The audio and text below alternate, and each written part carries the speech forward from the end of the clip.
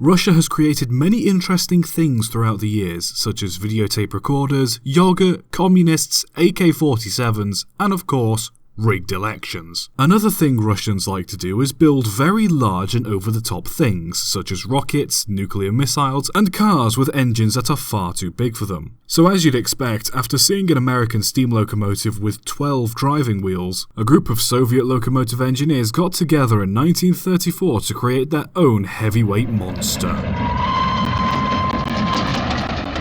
The engine was given the classification of AA20 and to my knowledge never carried a name. It boasted a total of 14 driving wheels with 4 additional unpowered wheels at each end for stability. It was around 110 feet long, had a tractive effort of 36 tons and a top speed of 43 miles an hour. Because it never carried a name and I don't want to keep referring to it as the AA20, from here on out I'm going to refer to it as Igor. Though mighty and impressive, was a total failure. For starters, the locomotive was too long to negotiate many curves and as such couldn't traverse switches and points. In anticipation of this, some of the driving wheels were blind, meaning they didn't have a lip around the inner edge to keep them on the tracks. But this didn't work due to the engine's sheer length. As a result, Igor frequently derailed. On top of that, the engine was simply too heavy for the tracks it ran on, with each axle having a load of 20 tons. Adding more wheels may have helped spread Igor's weight, but the frames were long enough as it was. Because it was so heavy, it bent the rails out of place on some parts of the line and was known to wreck points and switches that it passed over as it would bend the track outwards.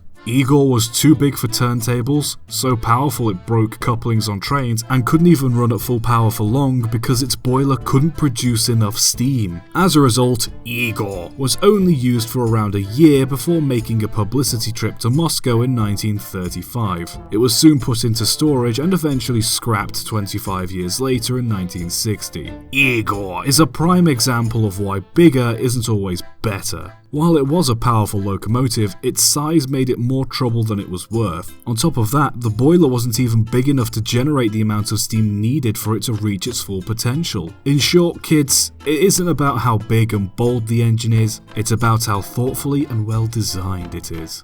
Subscribe for more.